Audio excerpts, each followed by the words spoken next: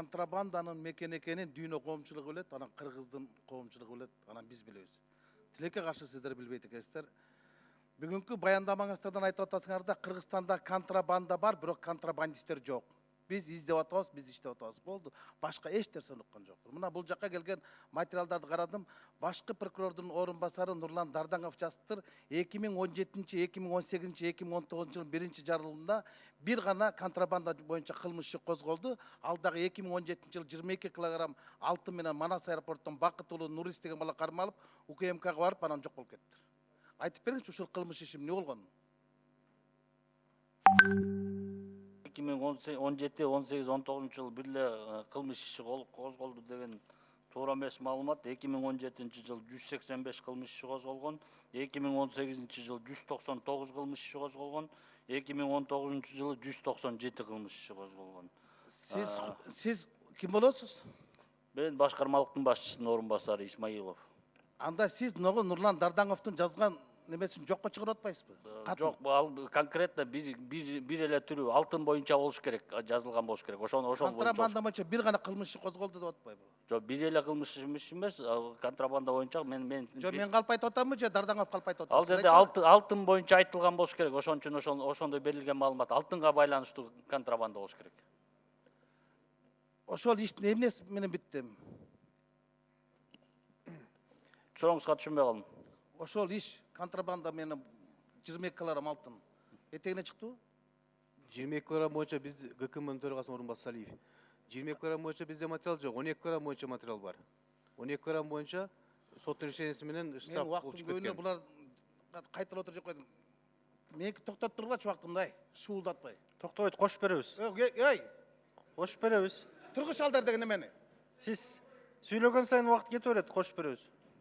Эй деген сайын да эме шот жүрө берет. Берде минтип жазылып турат. УКМКнын зданиясына алып келинди. Ошол кезде УКМКнын башчысынын орун басар Б. Сүйүнбаев тарабынан УКМКнын сотрудник аркылуу чыгарып кеткен. Ошондон кийин 2 жылдан кийин силер розыскка объявляйте. Ал факт боюнча военный прокуратура иш козголгон. По факту укрытия боюнча. Дело военный прокуратурада. УКМК өзүңөр сыртка чыгарып качырып жиберип замы. Анан кийин кайта розыскка объявить этесиңер. Анан ким ишенет? Розысты биз объявить эткен эмеспиз, военный прокуратура объявить эткен. Сиз кимсиз? ГКМнын төрагасынын биринчи орун басчысы Алиев. Бул УКМКда ошол кезде Болот Сүйүнбаев чыгарып жүргөн деп атат. Факт болгон. Бул факт боюнча военный прокуратура укрытия боюнча злоупотреба боюнча иш козголгон. Дело военный прокуратурада. Сиз жакшы түшүнөсүз. УКМКнын орун басары устный немеси менен чыгарып жиберди, кийин ал бала жок болуп кетиптир, анан кийин розыскка объявить эткенде. Мына ушул да урууну 22 килограмм алтын менен кармап туруп кайта коюп берип жүрүп, розыскка кыйкырып атпайсыңар. Туура факт болгон. Факттын негизинде айтып өттүм, военный прокуратура иш козголгон. Аман эле болгула силер, сейфтен акчаны урдап тургансыңар. Так, Кыргызстандан накталай акча чыгарып кеткен бул контрабандабы? Рұқсат бересіз бе? Декларациясы жок акча чыгарылса бул контрабандабы? Декларациясы жок болсо, азыркы 260 берененин Бажы кодексинин 260 беренесине ылайык $10.000 ашкан акча сөзсүз түрдө декларация болуш керек.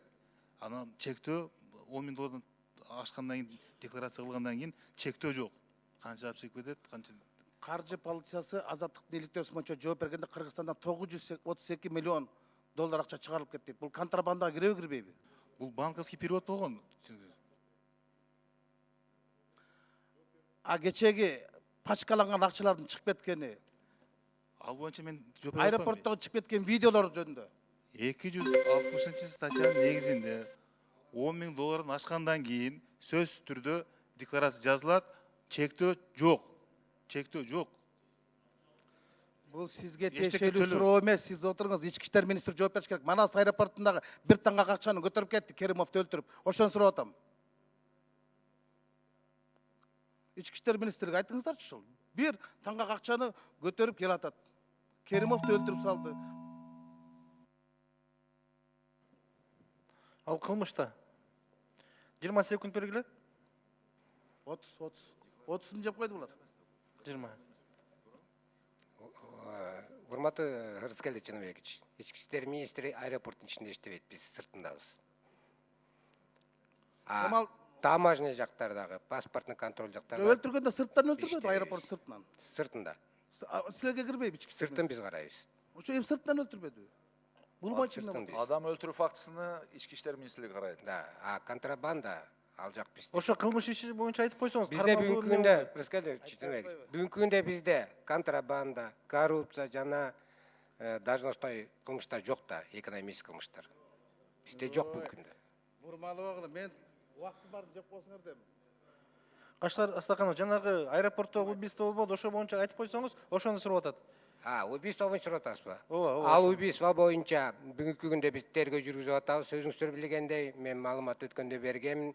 4 адам аныкталган, анын ичинде экөө кармалып, экөөсүнөн $180,000 биз тинтүү учурунда алдык, жана экөөсү издөөдө азыркы күндөчү.